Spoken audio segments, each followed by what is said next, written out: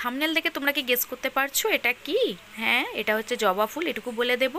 But জবা ফুল থেকে কি তৈরি করেছি সেটা কিন্তু বলবো না। সেটা জানতে হলে পুরো ভিডিওটা তোমাদের দেখতে হবে, কোনো রকমভাবে স্কিপ করবে না। ভিডিওটা দেখো, তাহলে কিন্তু তোমরা বুঝতে পারবে এটা কি। কালারটা জাস্ট দেখো কতটা সুন্দর হয়েছে, দুর্দান্ত দেখতে হয়েছে কিন্তু এটা, এটুকু বলতে পারি। তোমরা যদি জানো অবশ্যই কিন্তু কমেন্ট করো এটা কি, তাহলে বুঝবো তোমরা ঠিকই গেস করেছো। বাট এটি তৈরির জন্য কি কি নিয়েছি, কিভাবে করেছি, সেটাই আজ তোমাদের সঙ্গে শেয়ার করব বলে চলে এসেছি। রান্নার ভিডিও বা রেসিপি ব্লগ ভিডিও অনেক তো শেয়ার হলো, ভাবলাম চলো একটু অন্যরকম ভিডিও যদি শেয়ার করা যায় তো দেখি। তার জন্য দেখো আমি নিয়েছি টাটকা জবা ফুল। দেখো, দেখতে পাচ্ছ ফুলগুলো কিন্তু বেশ ঝরঝরে এবং ফ্রেশ একদম, গাছ থেকে জাস্ট এইমাত্রই তোলা। খুব ভালো লাগে, কে কে আমার মতো কিন্তু ফুল আমার প্রচণ্ড ভালো লাগে। আর তোমরা কে কে আমার মতো ফুল পছন্দ করো অবশ্যই কিন্তু আমাকে কমেন্ট করো। আশা করি বেশিরভাগই লোকই ফুল কিন্তু খুবই পছন্দ করে। আর এই ফুল যদি তোমরা পছন্দ করো অবশ্যই কিন্তু একটা করে কমেন্ট আর একটা করে লাইক করে দেবে। চলো এবার ফুল আর নিয়েছি কিছুটা জবা ফুলেরই পাতা। জবা ফুলের পাতা আর ফুল, তার সঙ্গে আর কি কি ইনগ্রিডিয়েন্টস লাগবে সেটাও তোমাদের সঙ্গে শেয়ার করব। আমি একটু সুন্দর করে থালাটা সাজিয়ে নিলাম, দেখো বেশ ভালো লাগছে না দেখতে। এটা জাস্ট তোমাদের সঙ্গে শেয়ার করার জন্য। চলো নেক্সট কী কী লাগছে সেটা একটু তোমাদের সঙ্গে শেয়ার করি। লাগছে দেখো তেজপাতা, লাগছে কালো জিরা, কালো জিরাটা দেখতে পাচ্ছ। নিয়েছি কিছুটা রসুন কুচানো, এই যে কালো জিরাটা দেখিয়ে দিচ্ছে একটু। নিয়েছি কিছুটা কুচানো রসুন, আর নিয়েছি কুচানো পেঁয়াজ, পেঁয়াজগুলো খুব স্লাইস করে কেটে নিয়েছি।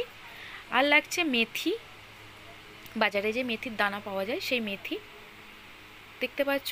সবগুলো উপকরণ তোমাদের সঙ্গে শেয়ার করলাম। আর সঙ্গে নিয়েছি দেখো জবা ফুল আর জবা ফুলের পাতা। দেখো ফ্রেশ জবা ফুলটাই ব্যবহার করার চেষ্টা করবে।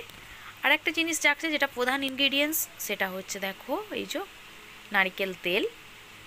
হ্যাঁ, এবার তোমরা বুঝতে পারবে আশা করছি এটা কি তৈরি করছি। তো আমি বাজাজের নারকেল তেল নিয়েছি, তোমরা যে কোনো নারকেল তেল এখানে ব্যবহার করতে পারো।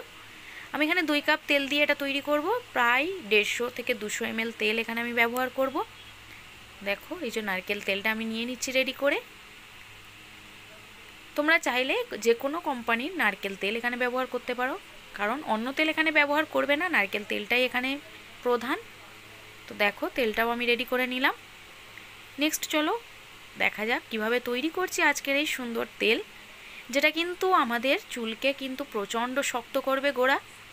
আর কতগুলো কুড়িও ছিল সেগুলো এর সঙ্গে অ্যাড করে দেবো, সেগুলো একটু দেখিয়ে দিলাম তোমাদের। আর এটার প্রধান উপকারও সেটা একটু বলে দিই, এটা হচ্ছে চুল পড়া বন্ধ করবে।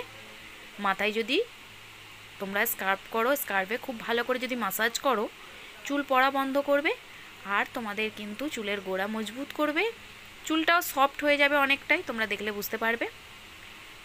একবার ইউজ করে দেখো, আশা করছি তোমাদেরও ভালো লাগবে। নেক্সট চলো দিয়ে দিই কী কী লাগছে একটু শেয়ার করি। ওভেনের মধ্যে হাঁড়িটা বসাবো যেহেতু, তার জন্য আমি রেডি করে নিচ্ছি আগে থেকেই। দিয়ে দিলাম দেখো তেজপাতা, নারকেল তেল, জবা ফুলের কুঁড়িগুলো, নেক্সট দিয়ে দিলাম পেঁয়াজ, কুচানো আদা, আর ওই যে মেথিটা আগে থেকে রেডি করে রেখেছিলাম সেই মেথি, দিয়ে দিলাম কালো জিরা। এরপর নেক্সট এর মধ্যে অ্যাড করে দেব জবা ফুল আর ফুলের পাতাগুলো। দেখো দেখতে পাচ্ছ সবগুলো ইনগ্রিডিয়েন্টস আমি একসঙ্গে এর মধ্যে অ্যাড করে দেবো, কোনো রকম ঝামেলা ছাড়াই কিন্তু এটা তোমরা তৈরি করে নিতে পারবে।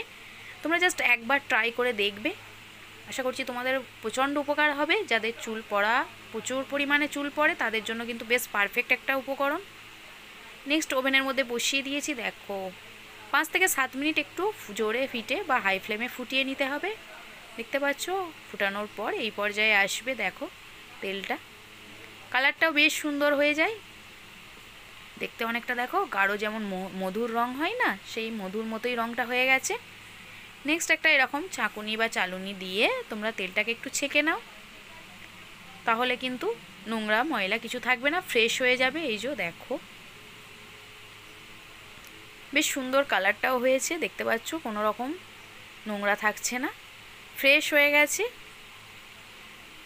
দেখো এটা রেগুলার নাইটে যদি তোমরা মাসাজ করো স্কার্ফে, আর সকালে ওটা শ্যাম্পু করে জাস্ট চুলটা ধুয়ে নেবে, দেখবে সুন্দর হয়ে থাকবে চুলটা, সারাদিন খুবই সফট থাকবে। এবং যে তোমাদের চুল পড়া যদি প্রবলেম থাকে, প্রচণ্ড চুল ওঠে, এই সব প্রবলেম থেকে কিন্তু বেশ মুক্তি হবে। সঙ্গে চুলের গোড়া কিন্তু বেশ শক্ত হয়। তোমরাও একবার এইভাবে তৈরি করে ট্রাই করতে পারো। আশা করছি ভালো লাগবে, আর ভালো লাগলে আমার চ্যানেলটিকে কিন্তু সাবস্ক্রাইব, ফেসবুক থেকে দেখে থাকলে অবশ্যই পেজটিকে ফলো করে দিও। বাই, সকলে ভালো থেকো, সুস্থ থেকো আর সাবধানে থেকো।